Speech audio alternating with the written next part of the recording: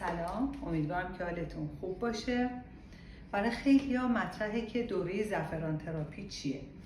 من به عنوان مدرس گیاهان دارویی و به عنوان رایحه درمان یه دوره‌ای رو طراحی کردم تحت عنوان زعفران تراپی که در 3 حوزه ارائه داده میشه. بخش اولش در خصوص بیزینس زعفران، فروش زعفران، آشنایی با زعفران. بخش دوم در خصوص نوشیدنی ها هست تحت عنوان زعفران بار که زعفران به صورت تنها یا ترکیبش با دیگر مواد بررسی میشه و بخش سوم زعفران بیوتی یا لاین زیبایی هستش که این 21 روز قرار ما انجام طیف وسیع از محصولات هستش و یک لاین کامل رو برای صورتمون انجام میدیم. حتی عزیزان میتونن بعد از اسکراب صورتشون رو بخور هم بدن. بسیار مفید هست برای یعنی یک لاین ضد چروک هست و برای کسایی که آکنه دارن و منافذ دارن. به خاطر آنتی اکسیدانی که وجود داره ما استفاده میکنیم برای پوست، برای لاین ضد چروک و ضد آکنه. برای عزیزانی که دوست دارن خودشون یک لاین خانگی رو تهیه کنن، اون هم آموزش داده میشه با استفاده از این پک، یک دوره 21 روزه و توصیه میکنیم این زعفران رو هم همیشه در کیفشون داشته باشن.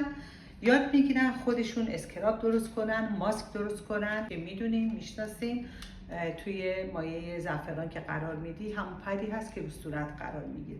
تمام محصولات رو خودتون در منزل میتونین درست کنین. کرمش رو هم میتونین خودتون درست کنین. We not go far, we a go go, we go we, you go know. All of the blessings fall on my yard.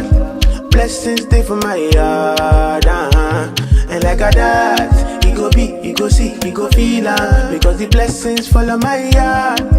Blessings fall on my yard, That's why I say my alcohol. I don't wanna reason bad things no more. I don't wanna go back to where I did before. Make nobody stress me, not disturb me, cha. I sip my alcohol. I don't wanna reason bad things no more. I don't wanna go back to where I did before. Make nobody stress me, not disturb me, cha.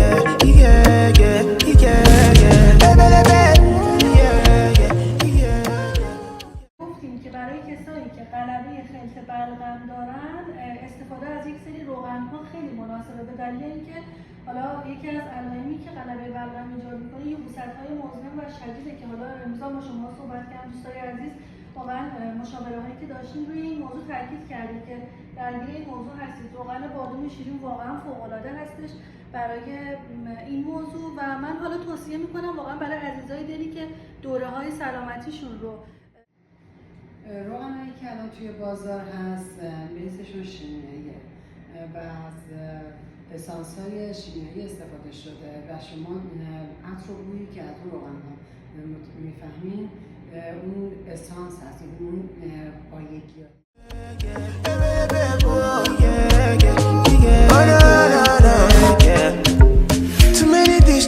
Too many problems. I finna run away, but I will go solve them. Too many bad men and not enough friends. Lord save me, don't wanna lose my conscience. I just wanna dance under the sunset.